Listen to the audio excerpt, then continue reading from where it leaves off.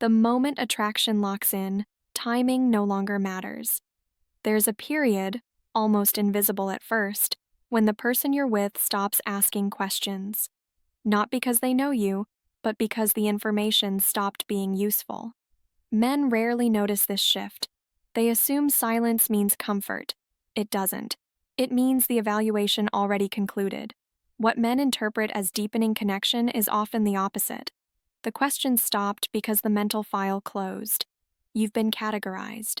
The behaviors that follow aren't random, they're adjustments based on conclusions already made about who you are, what you'll tolerate, and how much effort you're worth. This isn't about moods. It's not about bad days or stress at work. The pattern sits beneath all of that.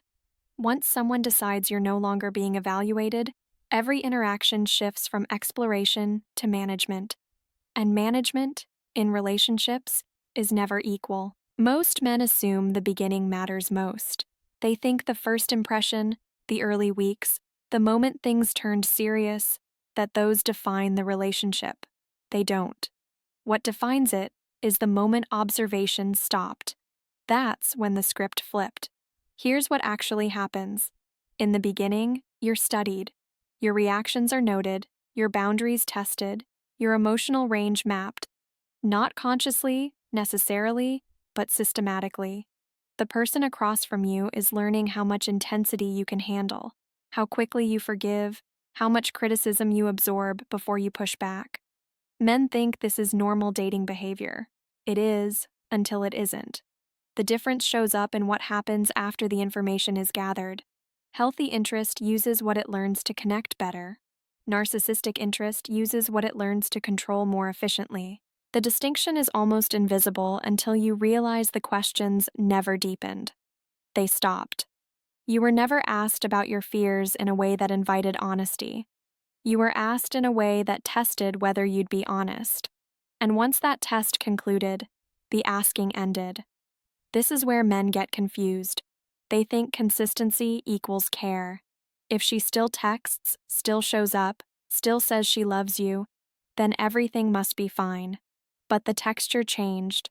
The questions became transactional. The attention became conditional. And you, without realizing it, started performing. Men don't usually notice the performance phase because it feels like effort. And effort, in a man's framework, signals investment.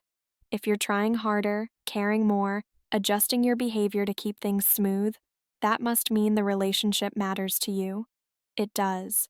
But the fact that you're the only one adjusting should mean something else entirely.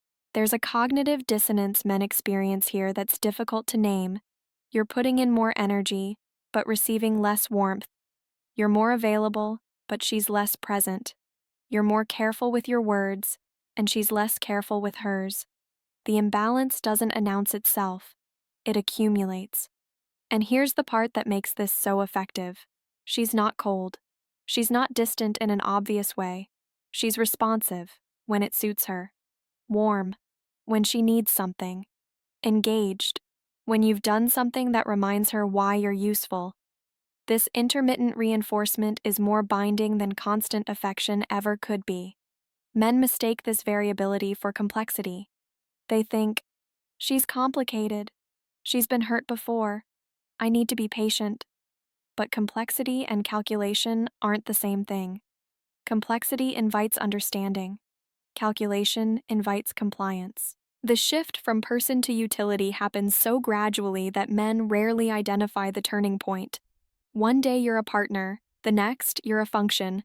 You're the one who makes her feel attractive, or successful, or morally superior, or validated. You're not seen, you're used. And the tragedy is that being used can feel like being needed. This is why men defend these relationships so fiercely, even when everyone around them sees the imbalance. Being needed feels like purpose. And if your sense of worth is tangled up in her perception of you, then losing her feels like losing yourself. But here's what no one tells you. The version of you she fell for? That person doesn't exist anymore.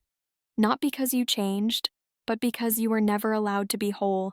You were edited down to the parts she found useful, and the rest was slowly discouraged, mocked, or ignored until you stopped showing it. Men often say, I don't even recognize myself anymore. That's not weakness. That's pattern recognition finally breaking through.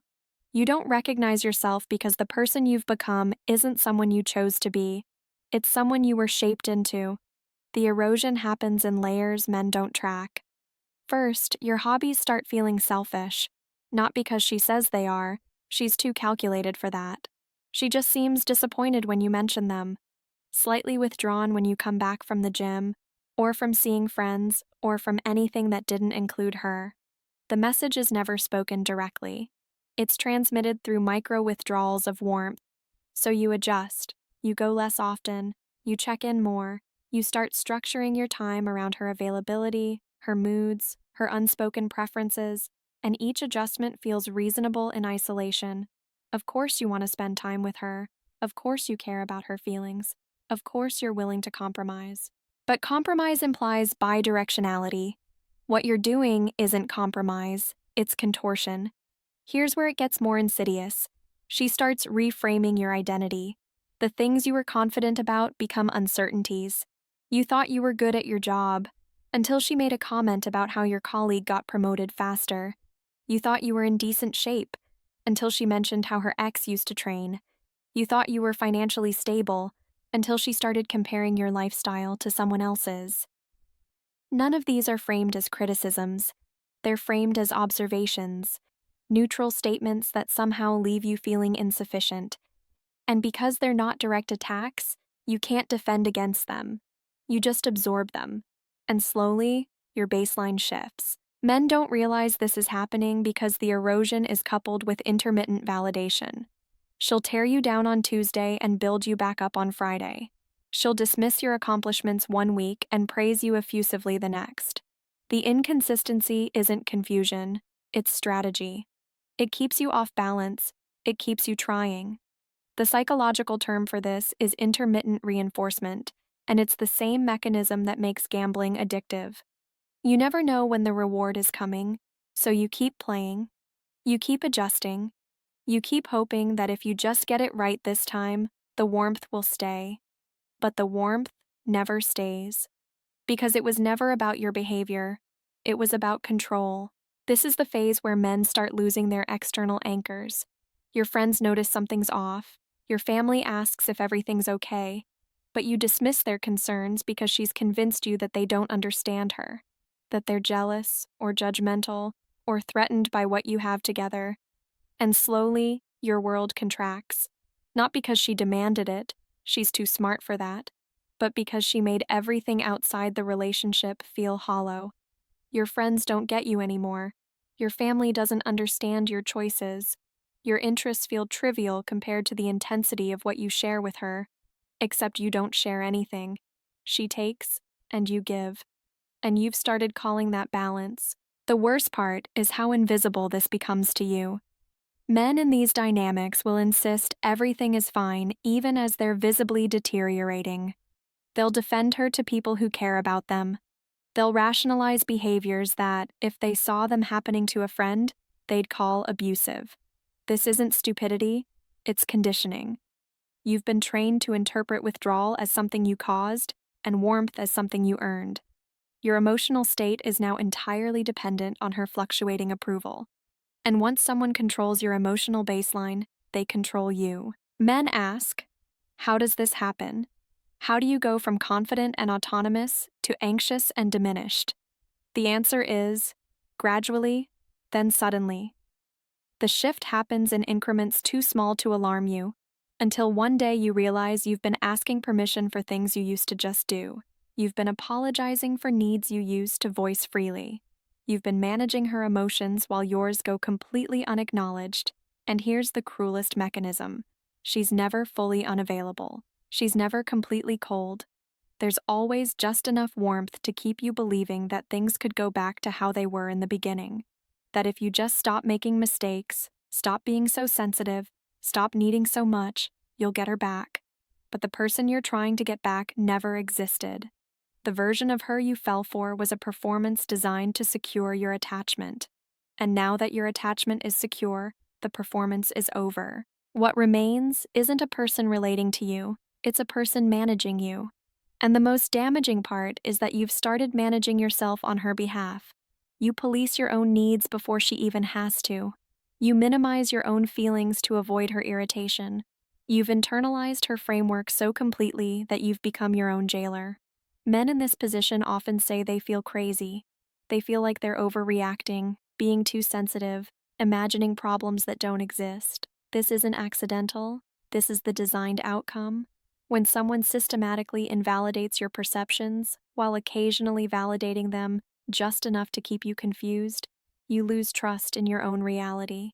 And once you can't trust your own perceptions, you're entirely dependent on hers. The moment you realize this, really realize it, is the moment the relationship is already over. Not because she leaves, but because you've finally seen the architecture. You've seen that the love you believed in was conditional on your usefulness, that the connection you felt was one-sided, that the future you were building together was only ever a story she let you believe because it served her. The worst part isn't the loss of the relationship, it's the loss of the time, the months or years spent shrinking yourself, doubting yourself, blaming yourself, for a dynamic you never had the power to fix. Because you can't fix what was never broken. It was built this way. The pattern doesn't change because you stay longer. It changes the moment you recognize that staying isn't loyalty, it's permission. And permission, once given, is rarely revoked by the person benefiting from it. What men call closure is just the moment they stop expecting her to see them. And what they call healing is learning to see themselves again, without her distorted lens.